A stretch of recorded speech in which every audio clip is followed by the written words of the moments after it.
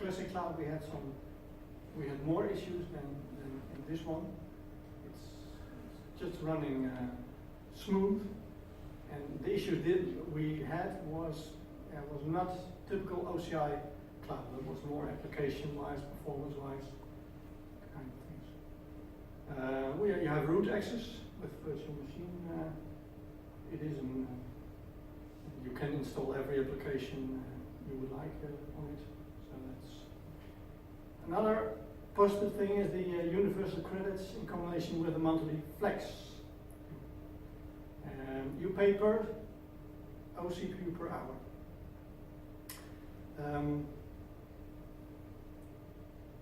With the monthly flex, you choose a monthly amount that you will have to pay each month. That's for sure. But with that money, you can do whatever you want within the OCI environment. You can choose to have 2 compartments, 4 compartments, 8 compartments. That does not higher your costs directly. You can choose for more storage, other versions, more OCPU with a restore or what Iloon just told the method. That's up to you. You pay what you are using. For example, when you use in a particular month more than your monthly amount, then you have to pay extra only for that month. Next month it will just level up to the old amount.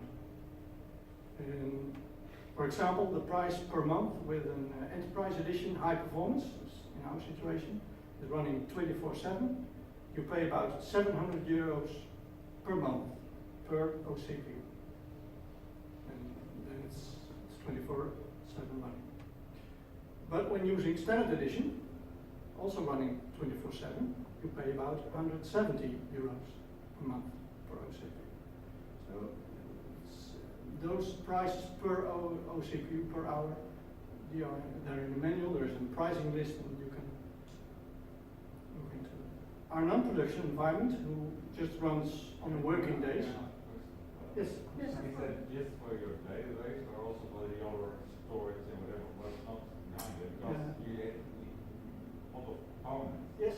And I think it's very hard to figure out the price you're going to pay in the end, because they have these OCPU, whatever is an OCPU, they decide on you. Because I mean, you know what a CPU is, but what a CPU is. It's a kind of special thing for it's a core, like a core. Yeah, but they decide what the metrics are. Yeah, but we have when you look at the cost, it's about 90% of the amount is OCPU, and 10% is storage and data transfer also. But it's a small part. That's part of our sheet. Yeah. The rest. Yes. Also the storage where you back up. Yeah. Yes. It's called a bucket in the OCPU environment. Okay. Yeah. But when you want to see the calculation method, there's also a calculation method, for example, for vCPU to OCPU. That's most of the time divided by 2. But I can explain more about calculation here. Yes? Outbound traffic is also. Yeah, that's true, because you are going to duplicate your data over multiple data centers, and there you're going to pay, because Oracle is going to need to rely on your backup, and therefore you have multiple data centers where your storage is stored. But when you're going to compare with the OCPU and the cost for storage, then the storage is so less. It's quite cheap, 50, 60 euro. Average database, of course, depends a bit about your backup size and database size. Yeah. So our non-production environment, compartment, we bring it down every night and in the weekend, non-working hours. So Switch off your light. Yeah, and you can do that from an external server. There is in documentation some OCI curl scripting possible. You run that from an external server, and you can stop and start an OCI Cloud server. Okay, and now there's an Enterprise Manager console with a performance pack, because we have a high performance version, and there is an OCI console where you can manage your infrastructure and your database component. Okay. Okay. I hope the interesting part for how we could it configure and how it looks like. So what we did, we made some screenshots because we did not rely on the network here, because I know it's not performing very well and it doesn't say anything about the cloud, but say more about the network here. Therefore, some screenshots with our explanation. Yes? Okay. First, the application for Compasity, what we did. Start with a little story. Okay? When an employee calls in sick in the Netherlands, every employer is legally required to report their call in a health and safety service. Here in Holland we call that an arbodienst. And during the sickness period there are appointments with doctors, case managers, medical advisors, and of course with the employee and the employer. And in this process there's medical and non-medical data involved. Information about the state of every sickness are received from and distributed to different external systems. So what do we do within Compasity? We developed an application to support that whole absence process, and we make sure that the employer and health and safety service can do everything that is required of them by the Dutch law. So I'll show you some few screens of this application. It's Apex 504. Okay. So there are different kind of application users, such as case managers, I told you, the company doctor or the employer itself. The applications separate them by role, and every role has its own dashboard. So here you see the dashboard of the employer, where he can view his own employees and administers the sickness. You can also see if there are appointments with a company doctor, view or even start a survey, and see some reporting. Well, the employer can zoom in on the sickness file of the employee. On the left side you see a timeline of all the activity within the sickness file, such as contact moments and start date of the sickness and different tasks he has to do and the different documents involved. On the right screen there is more detail of what we choose. The case manager of the health and safety service has many more options in the application. In this example we're logged in as a kind of super user with all the available options in the application. And the most used options are the calendar for the appointments with the company doctors, and master data management for the master data of the application, such as users, security, and companies, and omission, of course, for the sickness files. Okay. Now this is the login for the Oracle Cloud, the OCI console. When you, after you log in, this is your dashboard. On the left side, on the top of the screen, there is a menu.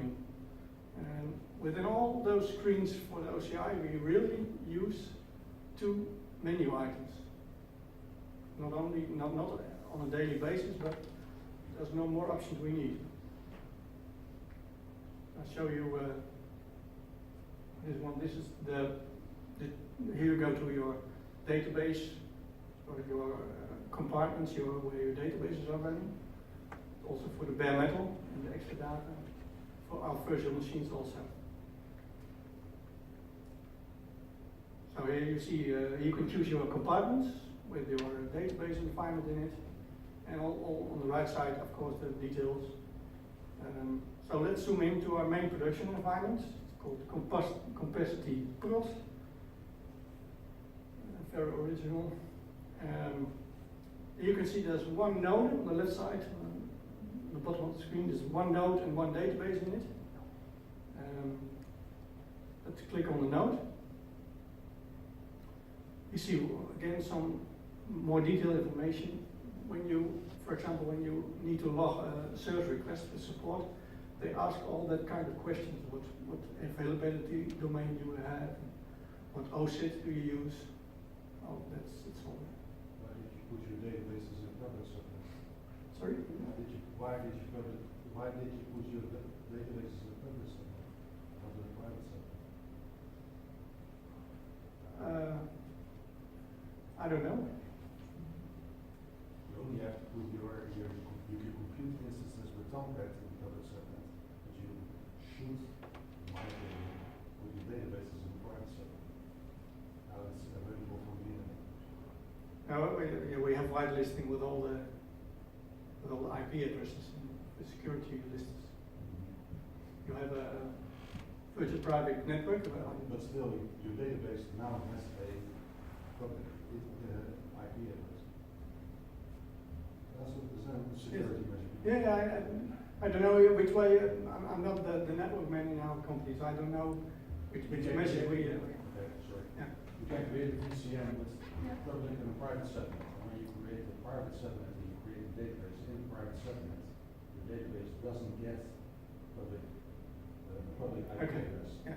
Then you create a compute in a public subnet, it gets a public IP address, and you can connect your Tomcat with your database within OCI, but not from outside.